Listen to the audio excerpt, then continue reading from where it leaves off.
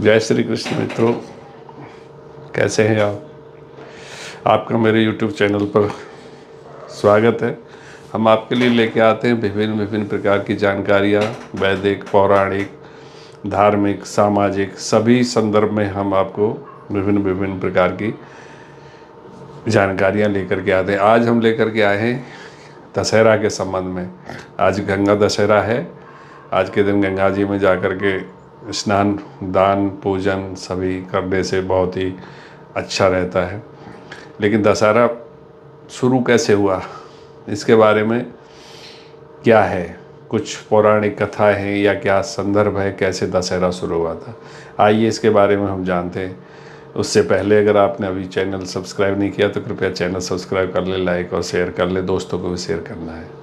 बात है उस समय की जब एक राजा थे सगर राजा थे। उन्होंने अपना एक अश्वमेध यज्ञ करने का विचारा, और जब अश्वमेध यज्ञ होता है तो उसमें एक घोड़े को छोड़ना पड़ता है।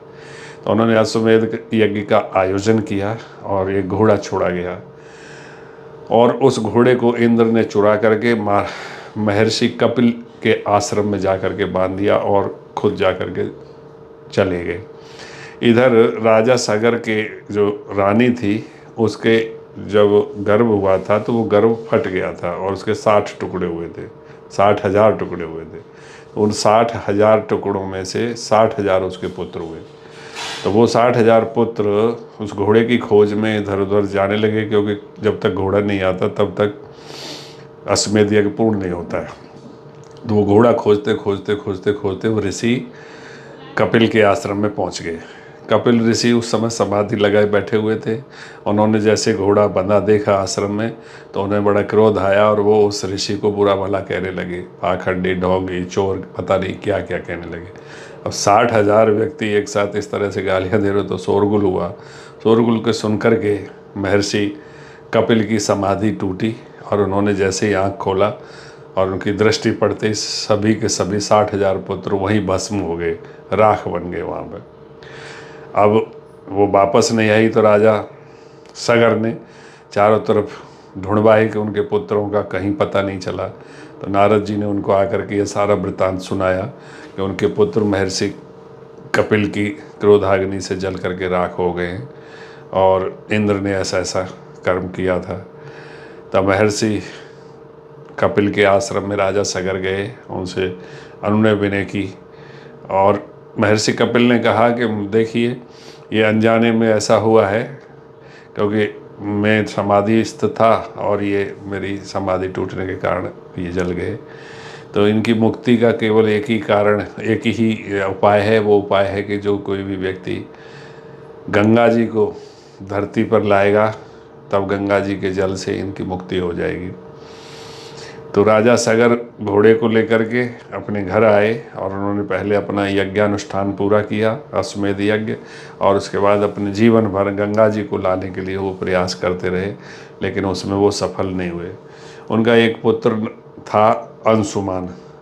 जब राजा अपने जाने लगे, रिटायर हुए, तो उन्होंने सारा जो राज्यभार है अपने पुत्र अंशुमान को सौंपा और अंशुमान को बोला कि तुम्हारे पूर्वज तुम्हारे जो भाई हैं वो यहाँ पर कपिल के आश्रम में भस्म हो गए थे, उनके लिए गंगा जी ही एकमात्र उपाय है उनकी मुक्ति का, तो आप वो अवश्य करना।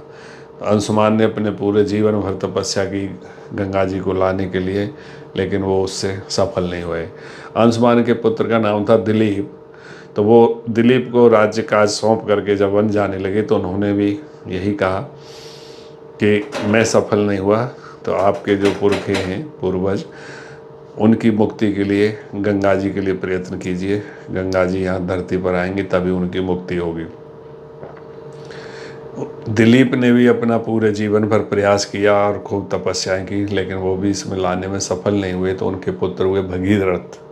उन्होंने भगीरथ को कहा यही बात कि जैसे जैसे वो पीढ़ी दर पीढ़ी पुत्र ये करते आ रहे हैं प्रयास, लेकिन वो सफल नहीं हो रहे। तो भगीरथ जी को बताया कि आप विष्णु भगवान की पूजा करो, तपस्या करो, विष्णु को प्रसन्न करो, तब उनसे वरदान मांगो, तभी गंगा जी आएंगी। तो भगीरथ एक पैर पर खड़े होकर दिन और रात तपस्या करने लगे। उनकी घोर तपस्या से भगवान विष्णु प्रसन्न हुए और उनको वरदान मांगने को कहा। उन्होंने वरदान मांगा कि मेरे पूर्वजों के लिए गंगा जी पृथ्वी पर आनी चाहिए। तो उन्होंने कहा कि मेरी इस गंगा जी को अगर मैं छोड़ता हूँ तो इसके वेग से पूरी पृथ्वी नष्ट हो जाएगी। तो इसके लिए आप भगवान शिव की आराधना करो, तपस्या करो, उनको प्रसन्न करो, वो कुछ उपाय बता सकते हैं। फिर भगीरथ ने दोबारा तपस्या की और भगवान शिव को प्रसन्न किया और अभीष्ट वरदान प्राप्त किया। भगवान शिव ने गंगा जी के वेग को अपनी जटाओं में रोका और एक जटा खोल करके उसको पृथ्वी के लिए छोड़ दिया। तो ये भगीरथ जी आगे आगे, पीछे गंगा जी आ रही थी। तो एक जन्नू ऋषि के आश्रम में गंगा जी उनके दंड और कमल लेकर के बहने लगी। तो ऋषि ने उनको पी लिया। जैसे ही भगीरथ ने देखा कि गंगा जी कहाँ गई, तो उन्होंने पीछे ऋषि को देखा। तो ऋषि को उन्होंने किया, अपनी बात बताई। तो ऋषि ने गंगा जी को छोड़ा। तब से उस गंगा जी का नाम वहाँ से जाह्नवी पड़ा। और क्योंकि भगीरथ लेके आए तो गंगा जी का एक नाम भगीरथी भी है। फिर वो उसको लेकर के कपिल ऋषि के आश्रम से होते हुए जैसे ही वो आश्रम में पहुंची तो उनकी राख और जो वहाँ से जैसे निकली तो वो 60,000 पुत्र दिव्य लोकों को चले गए। और इस तरह से गंगा जी का पृथ्वी पर अवतरण हुआ। तब से लेकर आज तक गंगा जी निर्विरत बह रही हैं और कितने लोगों का उद्धार कर रही हैं। तो कृपया आप सभी लोग इस गंगा दशहरा के अवसर पर आज के दिन ही ये गंगा जी ऊपर से स्वर्गलोक से उतर करके पृथ्वी पर आई थी, तब से ये गंगा दशहरा मनाया जाता है। तो गंगा दशहरा के इस अवसर पर आप सभी को हार्दिक शुभकामनाएं। सभी लोग जब तब दान पूजा करें। जो लोग गंगा जी में स्नान कर सकते हैं तो बहुत अच्छा है। गंगा स्नान नहीं करते अपने